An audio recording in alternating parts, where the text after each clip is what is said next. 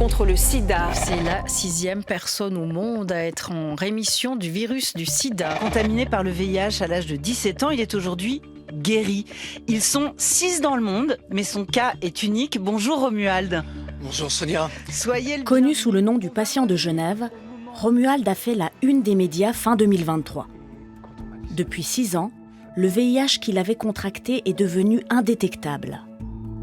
Un miracle au niveau personnel que la médecine tente encore aujourd'hui de comprendre. Voici son histoire, où chaque détail pourrait bien constituer un élément explicatif de sa guérison. J'ai contracté le virus du VIH en 1990 et j'ai commencé tout de suite un traitement qu'on appelle une bithérapie. Cela s'est relativement très bien passé, très peu d'effets secondaires et mon corps a tout de suite très bien assimilé ce nouveau traitement. Grâce aux médicaments, Romuald vit bien avec le virus. Il mène une carrière de mannequin jusqu'au jour où il perd la vue à cause d'un glaucome et d'un décollement de la rétine qui ne sont pas liés au VIH. En 2018, sa vie bascule encore. On lui diagnostique une leucémie agressive, un sarcome myéloïde. Pendant 6 semaines, il est hospitalisé pour le préparer à une greffe de moelle osseuse, la seule solution s'il veut s'en sortir. C'est très difficile, très lourd. J'en ai encore des conséquences maintenant.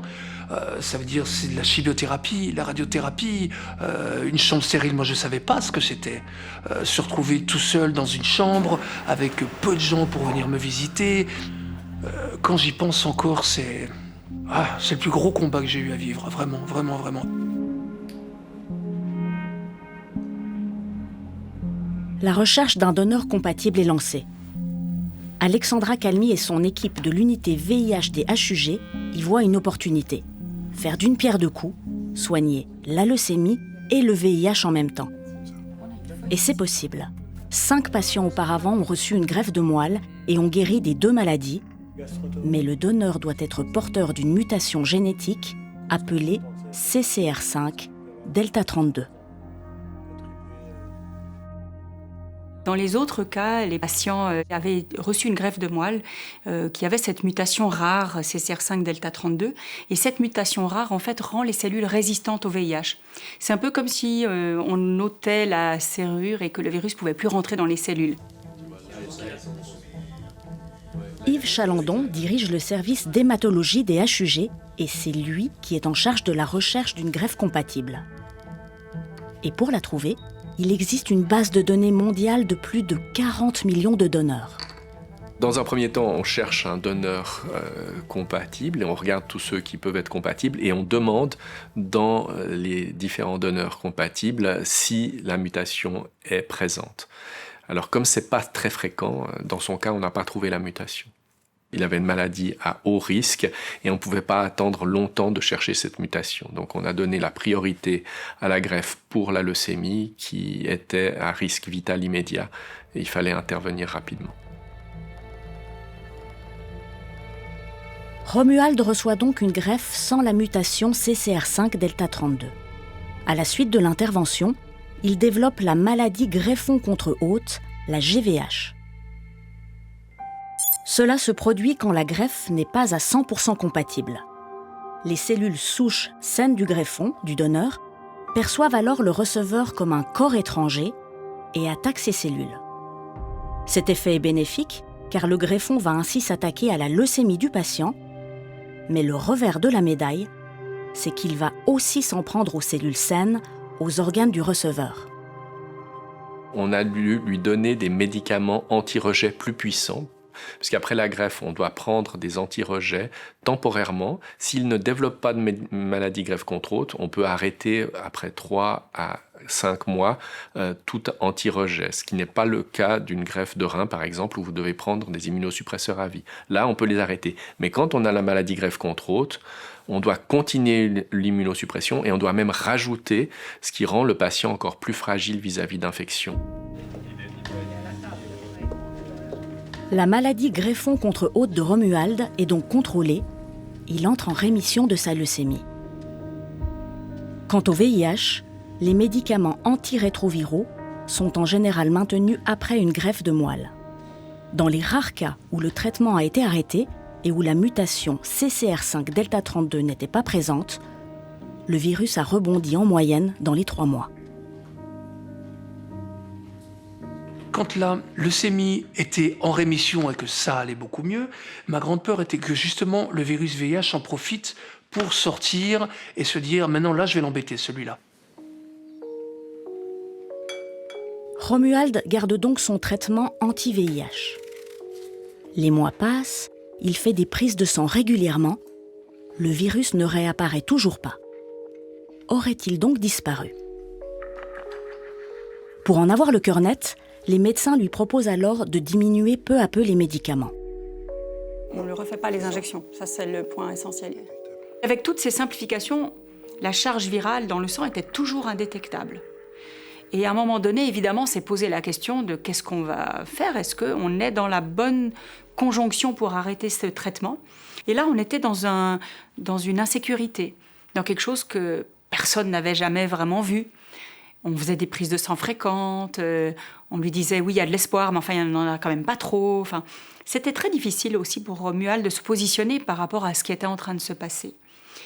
Et mon souci principal, c'était est-ce que cette prise de risque est acceptable pour le patient ? Scientifiquement, c'était intéressant. Mais ça n'a pas d'intérêt que ce soit scientifiquement intéressant si c'est dangereux pour le patient ou si lui le perçoit comme un danger. Au début, j'avais peur qu'on l'arrête parce que pour moi, c'était une certaine sécurité. Je prenais ces cachets depuis que j'ai l'âge de 18 ans. Donc, du jour au lendemain, on me dit « Maintenant, vous pouvez arrêter votre traitement », je réfléchis assez quand même pour me dire je l'ai fait, mais c'est vrai que pendant pas mal de temps, à chaque prise de sang, j'avais peur que le virus émerge.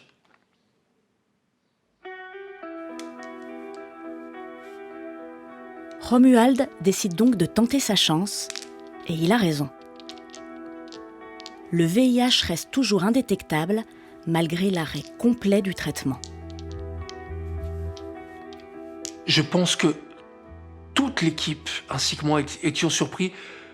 Je pense que tout le monde, vraiment, à ce jour encore, ne s'attendait pas à ça. J'ai encore du mal à réaliser ce qui m'arrive, de me dire qu'à chaque examen sanguin qu'on me fait pour tout contrôler, je reste indétectable. Et à ce jour encore, j'ai du mal à y croire. C'est une situation extraordinaire.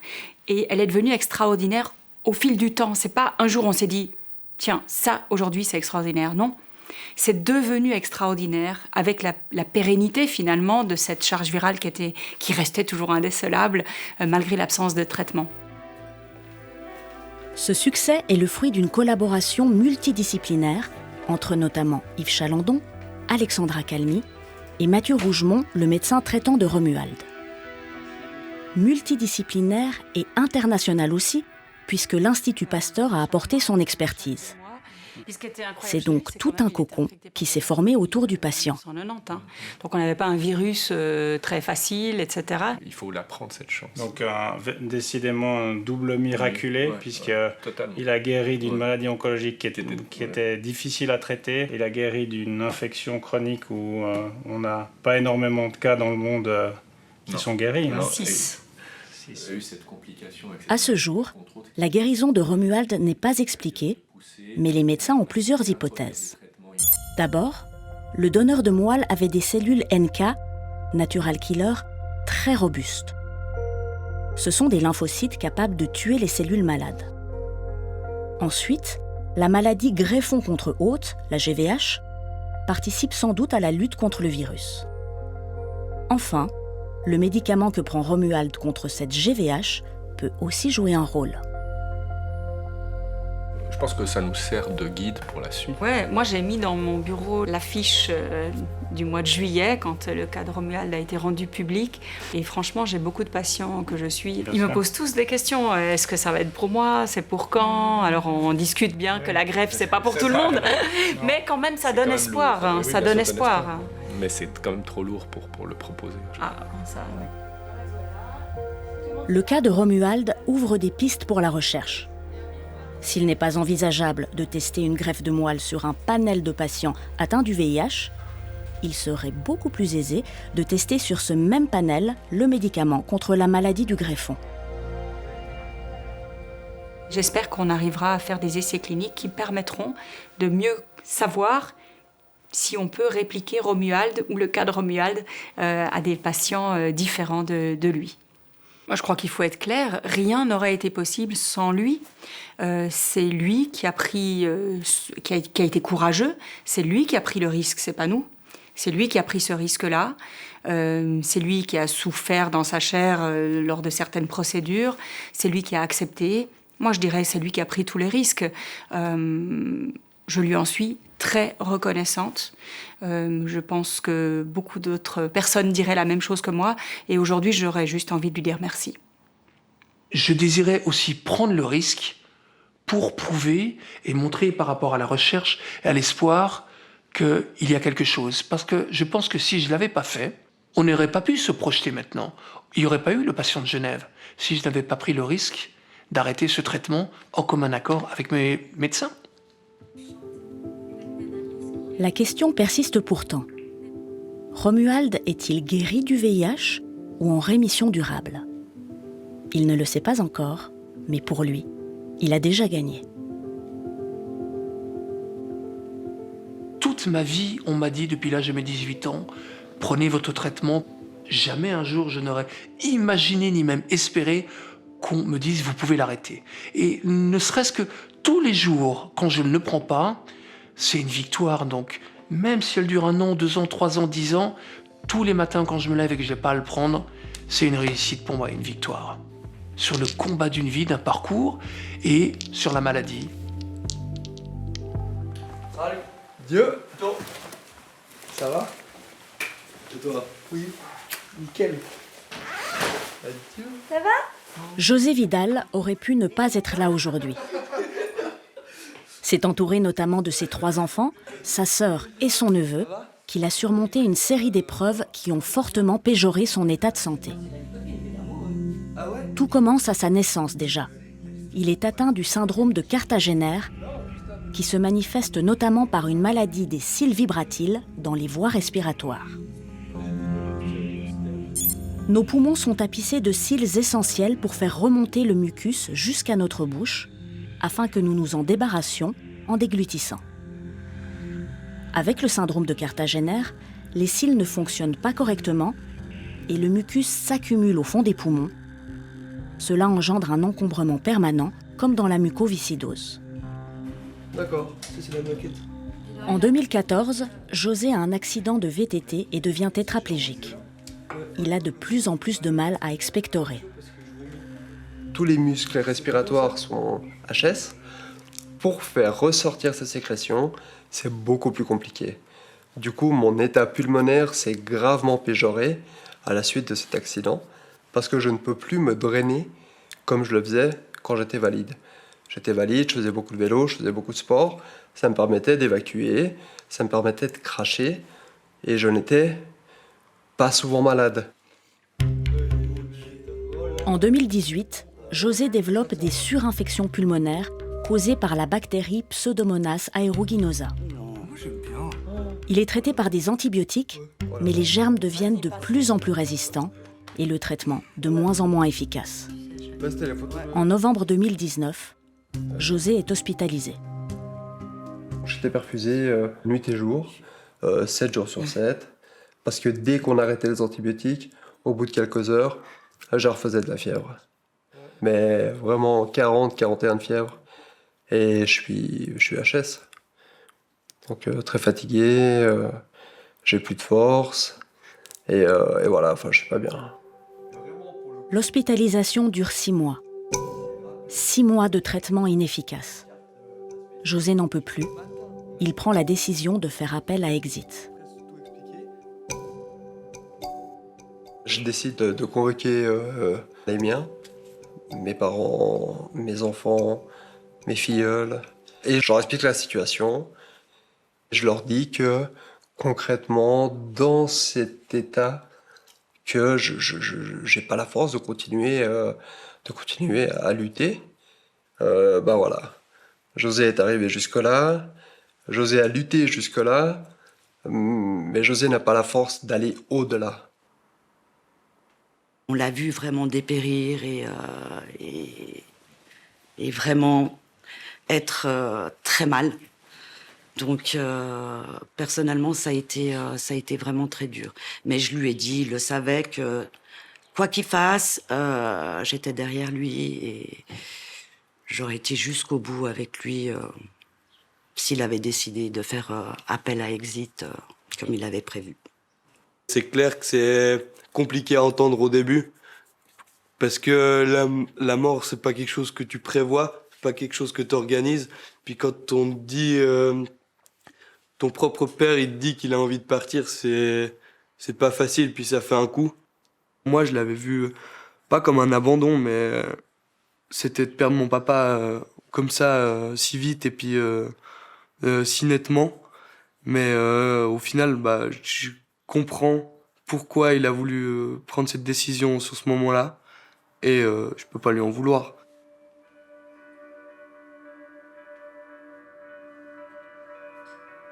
L'équipe médicale n'a plus de possibilité de traitement à offrir à José.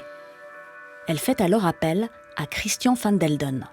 L'infectiologue pourrait bien détenir la pièce manquante. Les cliniciens n'avaient plus d'autres armes thérapeutiques à lui offrir et ils voulaient voir si je pouvais offrir autre chose. Après une relecture adéquate du dossier, j'ai simplement pu confirmer qu'ils avaient épuisé quelque part notre arsenal thérapeutique habituel et que la seule chose, c'était d'essayer toute autre chose, à savoir des phages. Le phage est un virus bactérien. Il est inoffensif pour notre santé puisque chaque type de phage ne tue qu'une bactérie spécifique. À l'aide de crochets, il se fixe à la surface de sa proie, puis il fait un trou pour injecter son matériel génétique. À peine entré, il détourne la machinerie cellulaire de son hôte pour se multiplier à toute vitesse. Au bout de 30 minutes, la bactérie explose en libérant des centaines de nouveaux phages. Chacun s'en va tuer une nouvelle bactérie. Pour José, c'est le traitement de la dernière chance. Il y a le professeur Van Delden qui vient et qui me fait justement cette proposition de phagothérapie. Il m'a expliqué que, au pire, ça pouvait pas aggraver la situation. Au mieux, ça pouvait me sauver. Donc je lui ai dit, bien sûr, on réfléchit pas 2 fois, on y va. Donc c'est un tapis de bactéries. Et à chaque endroit, tu as mis une goutte contenant les solutions de phage. Pour Christian van Delden et son équipe, il s'agit alors de trouver le phage actif sur la bactérie de José. Et ce n'est pas chose facile. En effet, la phagothérapie est de la médecine hautement personnalisée. Encore une fois, chaque phage s'attaque à une bactérie en particulier. Phages. Oui. Et on voit qu'il y a plein de phages sur cette souche-là. Avec les trous, partout, voilà, partout. Avec tous ces trous. Alors un que vrai là, fromage. On a cette souche-là qui n'a pas tiens, montré... là, on voit bien la différence. Là. Plein de trous et l'autre beaucoup moins. Et l'autre, on reste avec un tapis bactérien qui n'est pas affecté. J'ai isolé... Le laboratoire des HUG teste ces phages sur les sécrétions de José, mais aucun n'est actif. Ils font appel à d'autres laboratoires dans le monde. Personne n'a le phage qui pourrait sauver José. Le soulagement viendra finalement des États-Unis. En collaboration avec le laboratoire et l'université de Yale, on a pu obtenir des phages purifiés pour notre patient qui étaient justement spécifiques pour lui, c'est-à-dire qu'on était sûr que le phage pouvait se lier et tuer la souche de bactéries qui infectait ce patient. José peut enfin recevoir le traitement, mais il n'est autorisé qu'à titre compassionnel, de dernier recours. Swissmedic n'autorise pas la phagothérapie. José doit donc signer une décharge au cas où ça tournerait mal. Vu l'enjeu, Christian van Delden tient à être présent lors du traitement. Ma grande crainte au départ, c'est que ça allait être presque trop efficace et puis que ça relargue des produits pro-inflammatoires qui se trouvent dans la bactérie et que ça aggrave son état respiratoire momentanément. Donc j'avais avec moi une infirmière anesthésiste, un chariot de réanimation pour intervenir le cas échéant sur le patient et je vous avoue que j'étais inquiet, ça c'est évident. Malgré la tension, le geste est très simple. Les phages sont en suspension dans un liquide que José respire grâce à un aérosol. L'inhalation ne dure que 15 minutes. À chaque bouffée, je me disais, ok, allez, va lui taper dessus. Va lui taper dessus. Et au bout de la 3e, 4e inspiration, j'ai senti une brûlure, une chaleur en moi, avec une grosse fatigue. Et oui, je me disais que oui, que ça pouvait me sauver.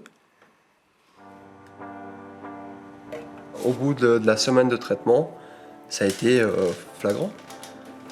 J'avais plus de fièvre. Donc, à peine 3 semaines après, l'inhalation des phages, j'ai pu sortir. J'avoue que j'étais moi-même surpris du progrès, de l'amélioration spectaculaire qu'il a fait. On a pris des sécrétions journalières avant et après chaque phagothérapie. Dès 3-4 jours de traitement, en fait, il n'arrivait plus à nous produire des sécrétions, tellement il était mieux. Sa saturation s'améliorait, son syndrome inflammatoire s'améliorait, il n'avait plus de fièvre. On a continué en même temps avec des antibiotiques intraveineux, ça c'est important. Les phages ne remplacent pas l'antibiothérapie, c'est un complément à l'antibiothérapie. En fait, les bactéries peuvent devenir résistantes aux phages tout autant qu'elles deviennent résistantes aux antibiotiques. Donc on peut diminuer ce risque de résistance en maintenant une pression de sélection avec des antibiotiques en même temps.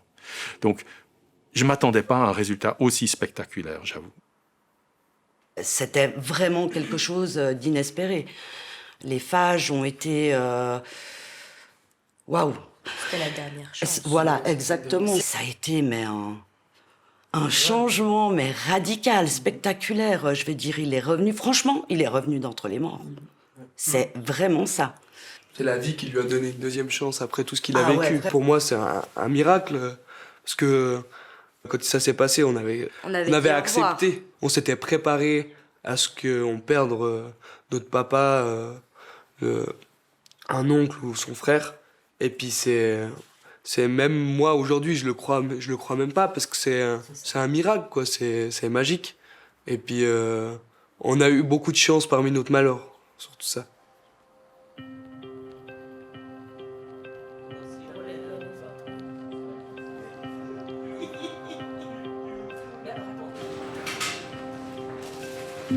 Grâce à la phagothérapie, José Vidal a pu reprendre sa vie. Il donne aujourd'hui des cours à des jeunes en apprentissage. Bon, d'abord on fait le questionnaire, après on fait le container. Questionnaire, c'est lequel ? Mais José n'est pas à l'abri d'une rechute. Des bactéries sont peut-être encore logées dans le fond de ses poumons. L'idéal serait qu'il puisse recevoir une phagothérapie en préventif, mais pour l'instant, les phages ne sont pas reconnus comme traitement par Swissmedic. Il faudrait que tu viennes ici, que je puisse voir ce que tu as fait. Faut que tu dises, parce que j'ai la preuve vivante que ça a fonctionné, que ça fonctionne. Donc je comprends pas qu'une thérapie qui peut m'aider ou qui peut me sauver ne puisse pas m'être donnée parce que justement il manque un coup de tampon des autorités. C'est très frustrant. C'est parce qu'on m'a dit. C'est toi qui as pris le relais. Ouais. L'absurdité du système, c'est que quelque part, il faut qu'on attende qu'il fasse une complication de nouveau pour avoir le droit de lui en redonner. Mais voilà, je ne jette pas du tout la pierre aux autorités sanitaires. Je comprends largement, la phagothérapie peut être utilisée de manière totalement inadéquate. On doit quand même d'abord être sûr qu'on ne fait pas du mal aux patients. Donc je comprends les réticences à autoriser sans études à large spectre avec de multiples patients dedans, d'utiliser quelque chose dans un but préventif et non pas dans un but compassionnel comme ça a été fait initialement. Pourtant, une fois purifiés en laboratoire, les phages n'ont pas d'effet secondaire. L'équipe de Christian van Delden a même démontré qu'ils disparaissaient après avoir tué toutes les bactéries. Les laboratoires tentent donc aujourd'hui de trouver des solutions pour pouvoir lancer des études cliniques à large échelle et convaincre ainsi les autorités sanitaires que les phages sont efficaces et inoffensifs pour l'homme et qu'ils doivent être enregistrés comme traitement. Le ciel m'est tombé sur la tête le 6 juillet. Lésion au cerveau, direction urgence sur HUG, scanner thoraco-abdominal, lésion au sein, viscères, poumons, etc. Pour Béatrice Turner, tout est allé très vite jusqu'à cette hospitalisation en 2018. Les premiers symptômes ne sont apparus que quelques jours plus tôt. En allant au travail, j'avais une collègue qui me suivait et elle m'a interpellée. Elle m'a dit « Mais Béa, est-ce que ça va ?» Puis je dis « Oui, ça va bien. » Puis elle me dit « Mais tu marches très bizarrement. » Et ayant déjà des antécédents un peu compliqués au niveau de ma santé, quand on est arrivé au travail, elle m'a dit « T'appelles tout de suite ton médecin. » Donc j'ai appelé ma doctoresse qui m'a dit je vous prends un rendez-vous, vous allez faire un IRM. Donc le vendredi, je vais faire cet IRM.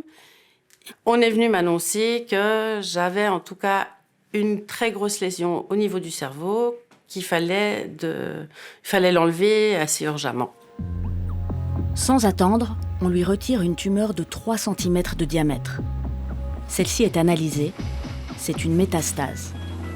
En effet, 2 ans auparavant, on lui avait retiré un mélanome dans le dos, sans autre traitement.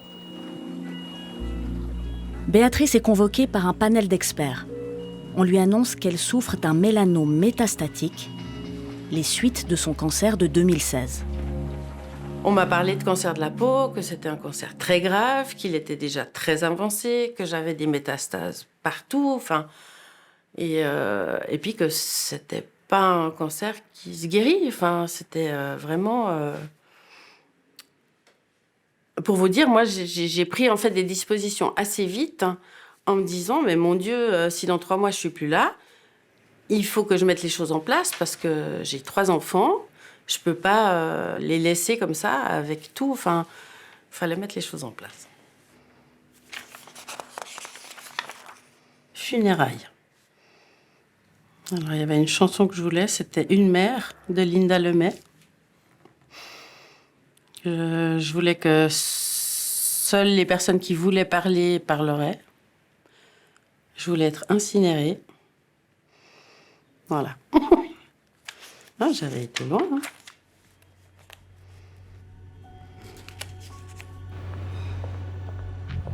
Béatrice accepte tout de même de suivre un traitement. Les spécialistes du cancer lui proposent une radiothérapie, mais surtout une immunothérapie sur 2 ans. L'arsenal thérapeutique contre le cancer a toujours été très étoffé. On a eu les chimiothérapies, puis les thérapies ciblées, on a la radiothérapie, on a toutes sortes de modalités de traitement. Et puis depuis quelques années est apparue l'immunothérapie, qui est une nouvelle modalité extrêmement intéressante, qui est très différente parce qu'elle n'attaque pas directement la cellule cancéreuse, mais elle essaie de reprogrammer notre système immunitaire, le système qui nous défend contre les virus, les bactéries, pour l'aider à lutter contre les cellules cancéreuses. Pour qu'un cancer évolue, il a besoin de trouver une astuce pour échapper au système immunitaire. En sachant ça, le but de l'immunothérapie, c'est de redonner des armes au système immunitaire pour lutter contre la tumeur. En principe, on essaye d'activer ce qu'on appelle les lymphocytes T. C'est une de ces cellules du système immunitaire.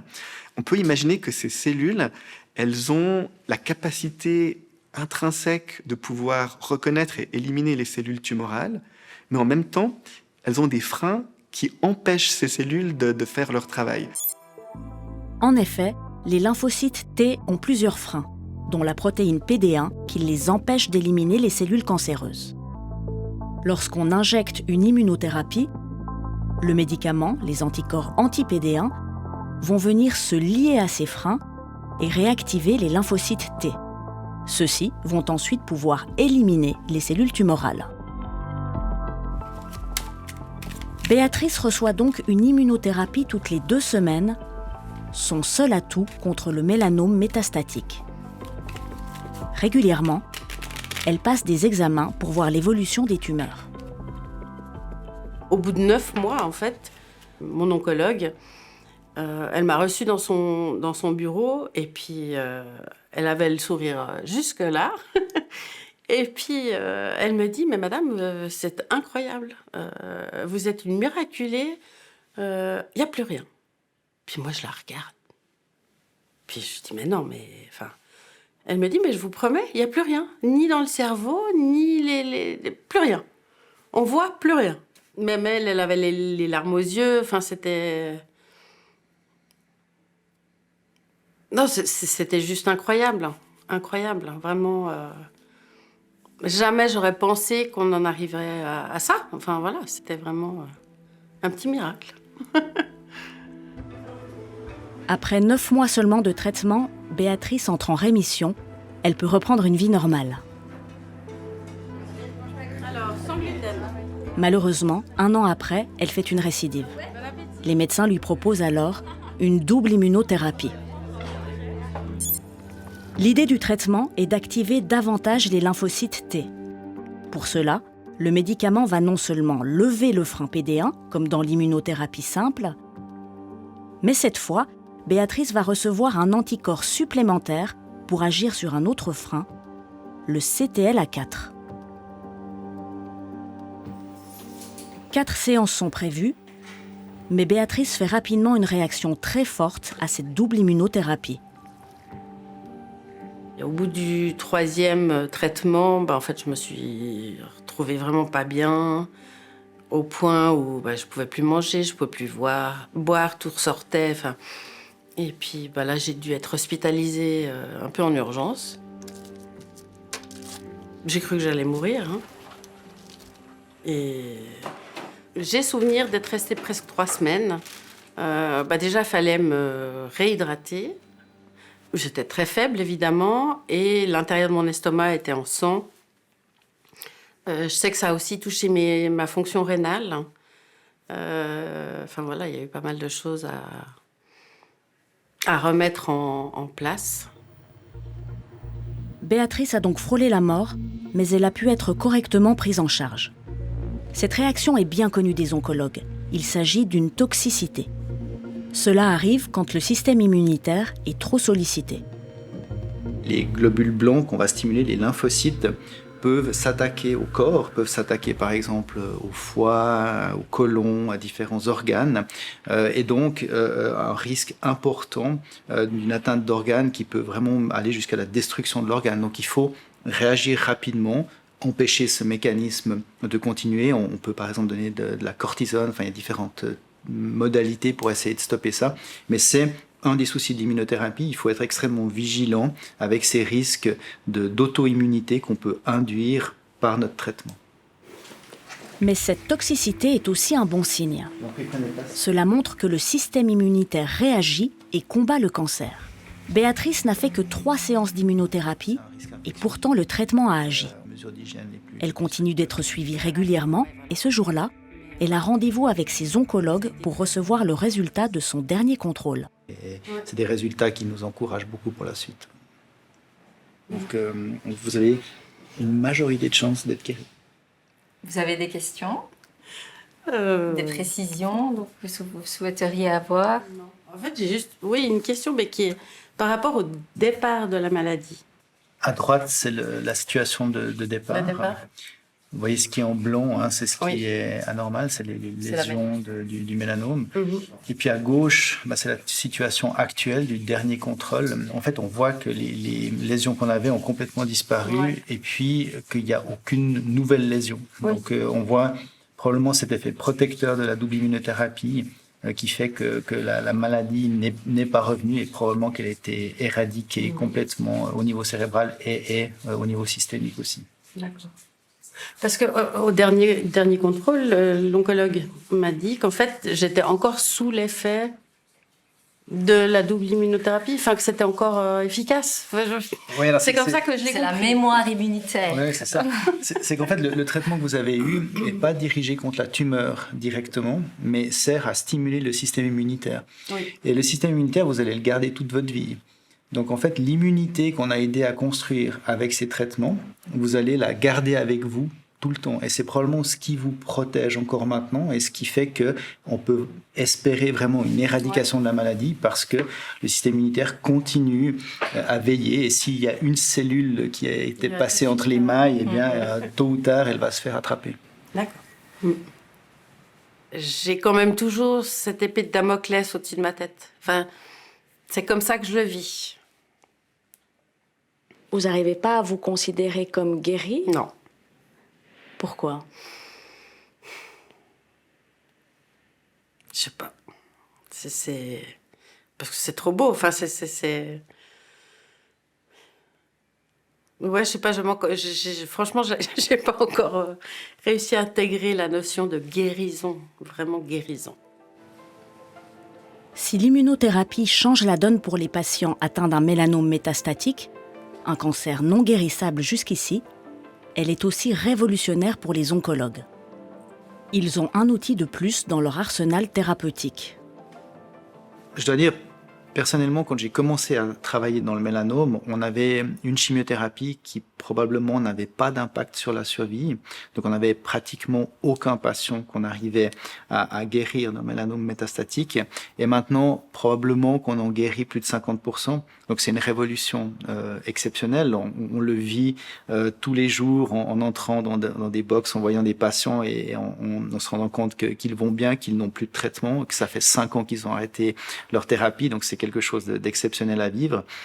La nouvelle qui nous réjouit moins, c'est que malheureusement, dans d'autres types de cancers, ça ne marche pas encore aussi bien. Donc il y a beaucoup de recherches à faire, il y a beaucoup de travail à faire pour maintenant arriver à avoir le même type de bénéfice dans d'autres types de cancers que le bénéfice qu'on a pu obtenir ces dernières années dans le mélanome. Sur l'arc lémanique, la recherche est particulièrement active. Si on a d'une part la détection... Depuis 2018, Lausanne accueille un pôle de recherche sur le cancer, le centre Agora. Ici, la recherche est translationnelle. Les spécialistes travaillent main dans la main, qu'ils soient chercheurs ou cliniciens. Je crois que les idées naissent souvent de discussions qu'on a, où il y a l'angle de la recherche, l'angle de la clinique, et c'est vraiment en mettant les deux ensemble qu'on fait vraiment avancer nos projets. Donc c'est des discussions qu'on a régulièrement. La réalité clinique, pour nous, elle est très importante à connaître en tant que chercheur. Donc savoir exactement ce qui se passe chez le patient nous permet de faire la recherche qui est la plus judicieuse possible pour faire bénéficier aux patients nos recherches le plus vite possible. Aujourd'hui, la recherche tente de comprendre comment fonctionnent les tumeurs, quelles sont les caractéristiques qui leur permettent d'échapper au système immunitaire. Le but est en quelque sorte de dresser une carte d'identité pour chaque type de tumeur. Et cela est sur le point de révolutionner les traitements. Aujourd'hui, on s'aperçoit qu'il est plus pertinent de définir une tumeur par rapport à ses caractéristiques moléculaires ou cellulaires que par rapport à leur origine, si elles sont issues de la peau ou du pancréas, etc. Donc le choix thérapeutique va de plus en plus être dicté par ses caractéristiques moléculaires ou cellulaires. Dans ce sens-là, on peut imaginer qu'un cancer du poumon et un cancer de la peau, chez deux patients distincts, pourraient bénéficier du même traitement, alors que deux cancers du poumon chez deux patients différents devraient avoir des traitements différents. À terme, on aimerait pouvoir donner le bon traitement au bon moment au bon patient. C'est ce qu'on appelle l'oncologie de précision, qui en est encore à ses balbutiements. Plus les chercheurs auront de données cliniques, plus les traitements pourront être personnalisés. Parfois, il arrive que les chercheurs et cliniciens se trouvent face à des cas très surprenants, des situations particulièrement intéressantes pour la recherche. C'est le cas d'un patient qu'on traitait sous immunothérapie qui malheureusement ne bénéficiait plus de l'immunothérapie, donc sa maladie progressait clairement. Et on avait un essai clinique qu'on pouvait lui proposer, mais il y a eu un délai de 2-3 mois. Et en fait, en refaisant le scanner pour voir comment avait évolué la maladie avant de commencer l'essai clinique, on s'est rendu compte que la maladie avait énormément régressé. Et donc on a repris toute l'histoire du patient, on a essayé de comprendre, et puis on s'est rendu compte qu'il y avait eu une infection Covid importante entre les deux, et on a du coup attribué cette évolution très particulière, malheureusement assez rare, à l'infection Covid. Alors c'est un cas extrêmement passionnant. Comme il est rare, il est toujours difficile d'établir un lien de causalité entre les deux événements, ici l'infection et la guérison du cancer, mais on peut faire des hypothèses. Et là, de nouveau, on peut imaginer que le système immunitaire est impliqué. Peut-être que lors de cette réponse immunitaire liée au Covid, cette réponse immunitaire a également pu être, d'une certaine façon, antitumorale. Donc, comprendre mieux ces mécanismes pourrait ouvrir la porte à des traitements qui pourraient être bénéfiques à d'autres patients. Ce patient a donc en quelque sorte bénéficié d'une immunothérapie naturelle. Chaque guérison extraordinaire permet une meilleure compréhension de la maladie, un espoir de traitement. Mais en se faisant traiter, tous les patients se mettent finalement au service de la recherche. Grâce à eux, la médecine pourra offrir une meilleure prise en charge aux patients de demain.